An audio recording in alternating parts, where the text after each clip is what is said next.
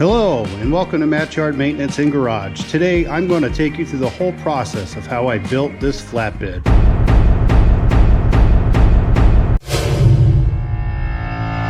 Alright guys, this is part 3. If you haven't seen part 1 and 2, go check those out real quick and then you can watch the whole series I got on this flatbed build. I'm ready to flip it when you get a second. So you're ready to flip out? Yeah. I'm going to lift this side. If you want to take that one, I was going to try to do it myself, but apparently it got a lot heavier than I thought it would. It looks a lot heavier. 1, 2.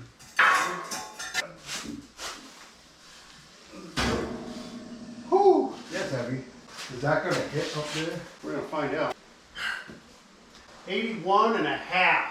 What is it to this? Oh yes, no close up. Got 84 and 3/4. Oh, we can do it.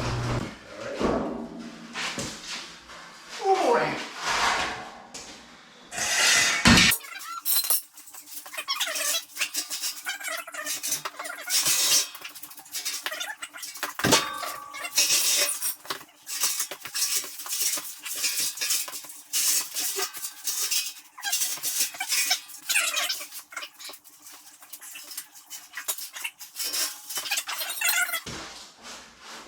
Yep. Woo!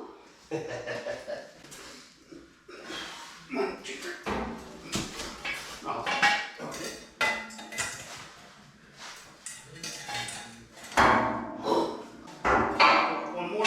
Oh, wait. There we go.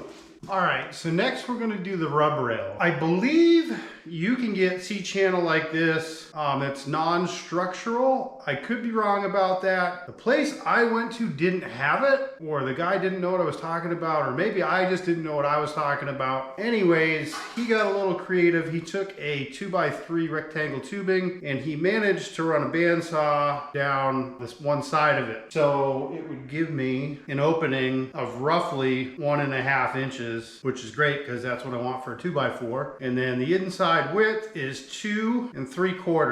You know, if I'm gonna use a 2x4, I'm gonna have to trim it down a little bit. So we're gonna cut this to 2.5 inches like this. And then once we have our 2.5 inches, we're gonna weld that to the rail. And then we're gonna weld our flat bar 1/4 inch down from the top. That way we can have a spot to put our weld. And then also I've got some round pipe that we're also gonna cut down to 2.5 inches. And I'm gonna stick that between the bed rails and the rub rail, just like this. I'm gonna weld it in like that. And that's gonna be for like running chains through it. Take your chain, loop it up around and put your hook on the rub rail. That way it won't fall off when you go to the other side to pull it tight to chain down a bucket or whatever you want to chain down. All right, so I got my 2x3 that was cut out here. I'm gonna mark, like I said, 2.5 inches. I'm gonna put a little dot in it, 2.5. So next, I'm gonna cut pipe to 2.5 inches. All right, so here's my pockets, and these are the round tubing for the chains. My thoughts are to do the stake pocket here, you know, this far down. They're gonna go on the side, but to have one here, do a chain pot one here, do a stake pocket, another chain tie down, and then a third stake pocket. So 3 stake pockets, and then 2 of the chain tie downs. So I think that's how we're gonna do it. What I want to do is I want to set it, this kind of has a curve in it. I want to set it just below the curve, but I do want to make sure it's straight up and down. So this has got a magnet, which is kind of nice. Let's see, this is going to be the problem. The problem is the garage floor goes down like this. I'm just going to eyeball the shit out of this thing. All right, I'm going to tack this guy into position. It looks pretty straight up and down. All right, on to the next. Yeah.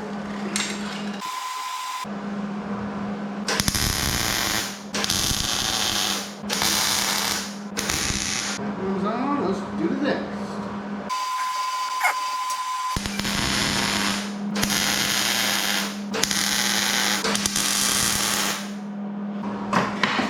Just gonna place this bar into place and just kind of see how I like it. Yeah, that should be nice. All right, get yourself a pair or many pairs of stripper grips. Oh, don't do that. Chair's falling apart on me. I really need a little chair. All right. No, that's right at a quarter too. Right at a quarter. Oh my God. I don't know if I could ever do that again. Basically, I want to figure out the middle of this, make a rough mark. All right, we got 30 and a half. So we need 15 and a quarter. 15 and a quarter. So I'm gonna slip this guy right down in here. That looks really good. Right there. All right, I'm gonna put a tack in that.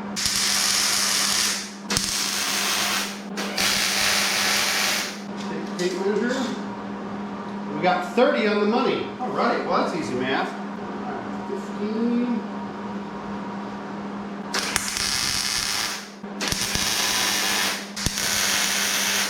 All right, now I can take the rub rail off and finish welding these.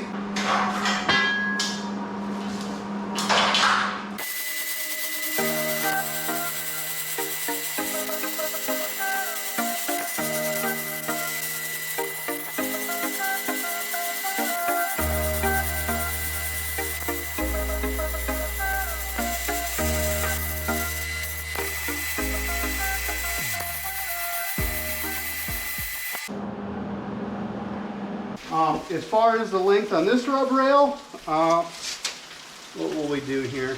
7 looks good. We can cut it at 7 and then push it on in. And we're just going to copy this side to the other side. So I'm going to finish welding these guys right here. Nothing too special. And then I'm going to finish welding these pipes in there, and then we should be on to the other side. So when I weld the 1/8 inch to 1/8 inch, I put the voltage at around 4 on my Hobart 140.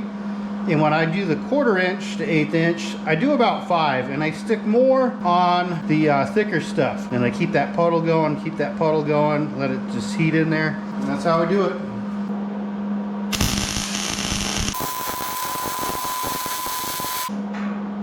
I'll edit that out.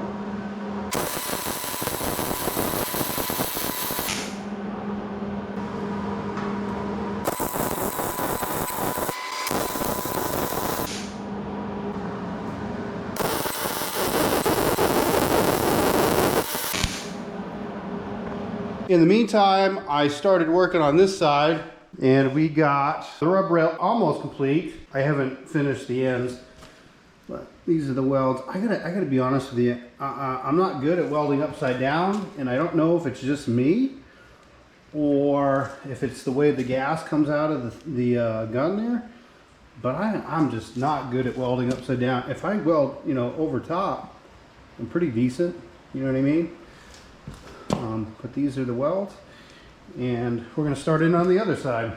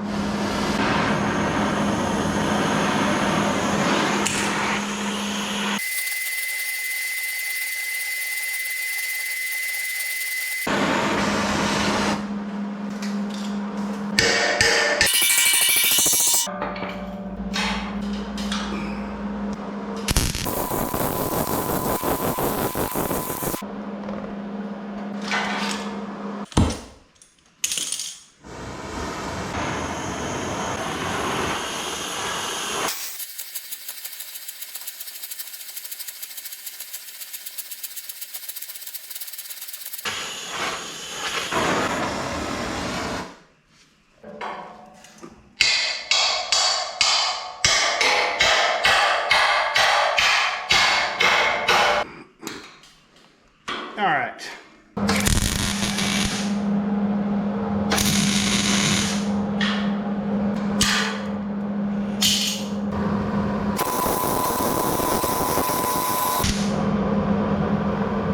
Looks nice.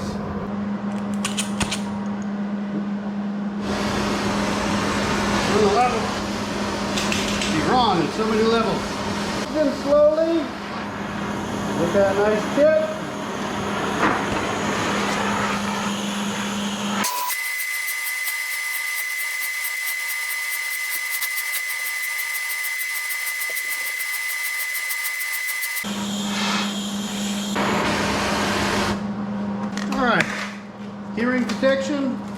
Hammer.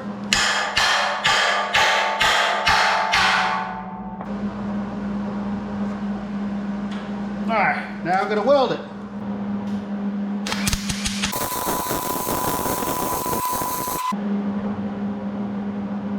That looks hideous.